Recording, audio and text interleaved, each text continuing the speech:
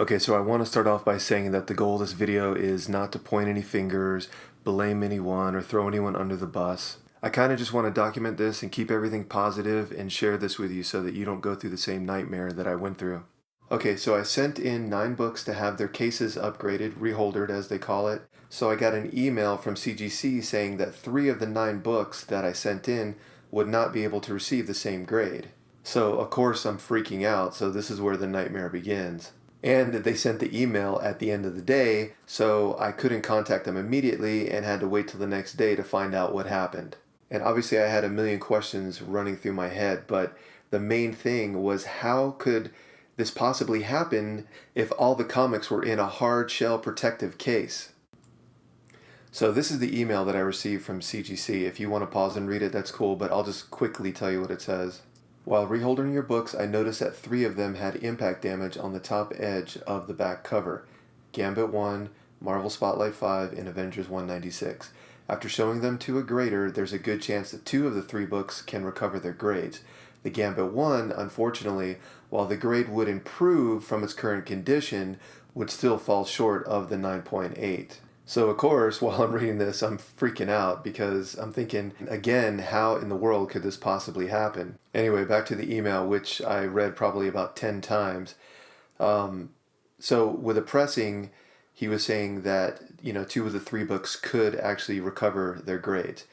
And I get it because I know that the Gambit is kind of the cover is like a cardstock. So once you get a crease in that, it's pretty much permanent. But if there's a chance I can recover the grade for the Marvel Spotlight 5 in the Avengers 196, of course, I have no choice but to have them pressed.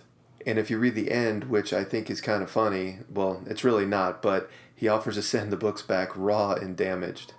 But I did want to stay positive through this whole experience because I knew that at this point it was beyond my control, and believe me, I was looking to blame someone, but I hadn't seen the pictures yet, and I didn't really understand at this point how you could get a crease inside a hard shell case. So I hit him with a bunch of questions, but I just highlighted a few of his answers, and he also sent some pictures with it. I will admit in the beginning, right after I read the email, I was looking to blame someone. So when I was asking the questions, one of the questions was, could the case that is holding the book damage it somehow? And of course, if you read his response, he responds no.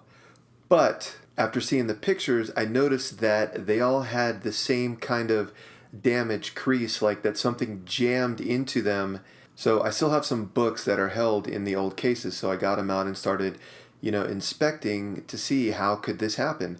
And I noticed that some of them have a gap in all 4 corners of the inner well. So obviously, if the book receives some kind of impact and it slides in the case, that gap in the corner is going to jam into the book and cause some kind of damage. So here are some pictures so you can see that gap that I'm talking about in the inner well. Now, the weird thing is, I'm thinking CGC could improve the design of the inner well, but I also found a book that didn't have that gap. So now I'm kind of confused because why have the comic held in a holder that has that gap anyway?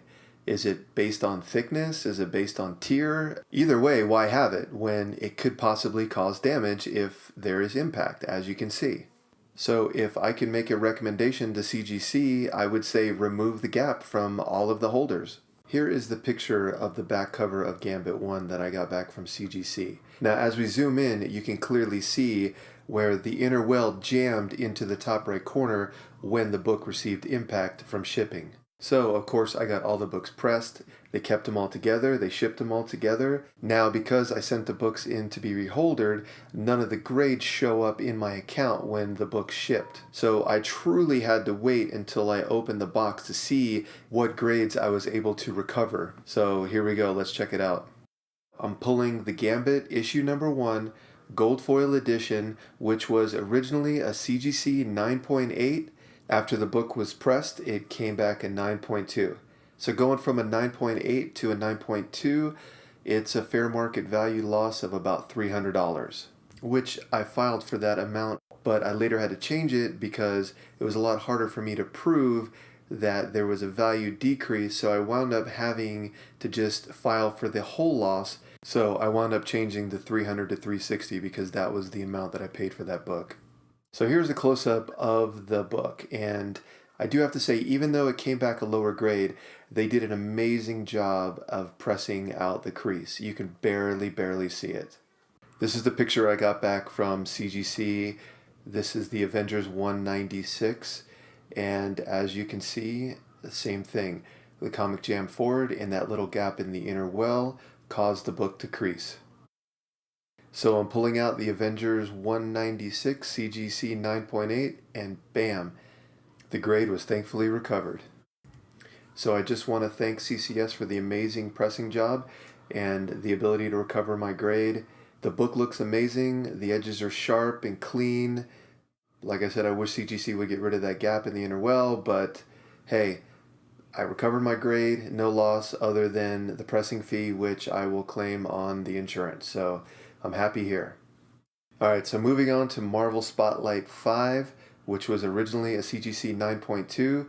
Now this one scared me the most because, as you can see, it really jammed in there hard and caused a pretty big crease. Alright, so let's pull it out and see, and bam, 9.2. Whew, thankfully they recovered that as well. And going from a 9.2 to like a 9.0, now that would have been probably over $1,000 loss. So this was the one I was the most worried about. And here's a look at the job that CCS did. It looks so amazing, so clean. Thank you so much. I couldn't tell you, this was such a big weight on my shoulders. So no loss there other than the pressing fee, which, like I said, I'm going to claim on my insurance. And now let me show you some of my ideas on how to possibly prevent any of this happening to you. Alright, so comic books come in all different sizes, height, width, thickness, even the same book, if it's pressed, could be a little thinner than a book that was never pressed. Either way, they're going to sit in the case a little differently, and some will probably be a little loose and some will fit a lot tighter. And this particular book, the Marvel Spotlight #2, is pretty loose in the case because they chose to put it in one of those really fat cases, and all I have to do is tap on the bottom or the top and the book will slide back or forward. Now, getting back to that inner well issue, how do we prevent the book from sliding and jamming into the inner well if some kind of impact occurs during shipping?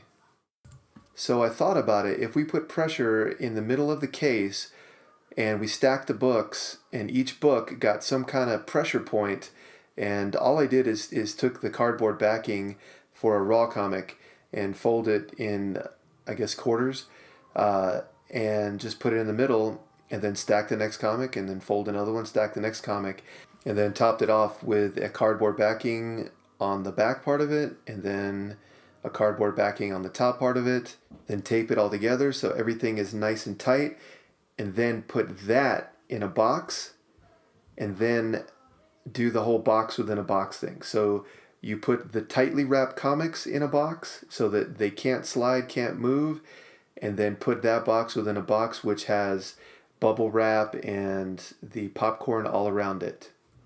And finally, never skip out on the insurance. Always get the books insured. You never know what's going to happen. So I hope this video was helpful.